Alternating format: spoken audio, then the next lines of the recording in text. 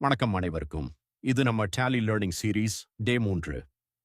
நேற்று debit, credit மற்றும் golden rules of accounting பற்றி பார்த்தோம். இன்னைக்கு ஜர்னல் என்ட்ரினா என்ன, அதை எப்படி போடுவது என்பதை ரொம்ப ஈஸியா பார்க்கலாம். ஜர்னல் என்றால் என்ன? பிசினஸ்ல நடக்கும் ஒவ்வொரு ஃபைனான்சியல் டிரான்சாக்ஷனையும் முதலில் பதிவு செய்யப்படும் புத்தகம் தான் ஜர்னல்.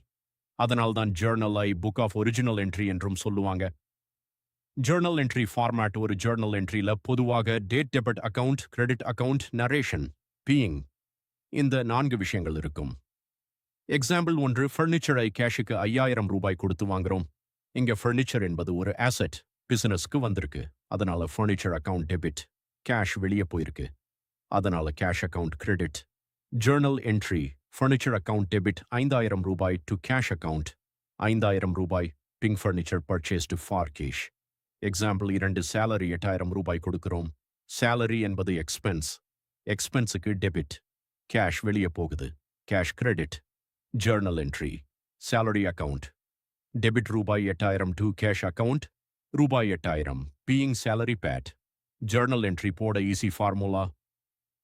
ஜர்னல் என்ட்ரி போடும்போது இந்த 4 ஸ்டெப்ஸ் மட்டும் ஃபாலோ பண்ணுங்க. ஸ்டெப் 1, எந்த 2 அக்கவுண்ட்ஸ் இன்வால்வ் ஆகுது என்பதை ஐடென்டிஃபை பண்ணுங்க. ஸ்டெப் 2, அது எந்த account type, asset, liability, income அல்லது எக்ஸ்பென்ஸ்னு கண்டுபிடிங்க. ஸ்டெப் 3, அது இன்க்ரீஸ் ஆகுதா டிக்ரீஸ் ஆகுதா பாருங்க.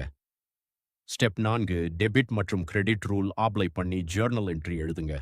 இந்த ஃபார்முலாவை ஃபாலோ பண்ணினா எந்த பேசிக் ஜர்னல் என்ட்ரியும் ஈஸியா போடலாம். Practice time. இப்போ உங்களுக்காக 3 practice questions. Question 1, computer purchased for cash 20000 ரூபாய். கொஸ்டின் 2, ரெண்ட் பெய்ட் 5000 ரூபாய். கொஸ்டின் 3, கேஷ் சேல்ஸ் 15000 ரூபாய். இந்த 3 கொஸ்டின்ஸ்க்கும் ஜர்னல் என்ட்ரி ஆன்சரை கமெண்ட்ல எழுதுங்க. நான் பார்த்து கரெக்ட் ஆன்சர் சொல்லுறேன். வீடியோ பிடிச்சிருந்தா லைக் பண்ணுங்க, ஷேர் பண்ணுங்க. டாலி லேர்னிங் சீரீஸை தொடர்ந்து பார்க்க சப்ஸ்கிரைப் பண்ண மறக்காதீங்க. நாளைக்கிടെ நாங்கள இன்னொரு புதிய டாபிக்கோட சந்திப்போம். நன்றி.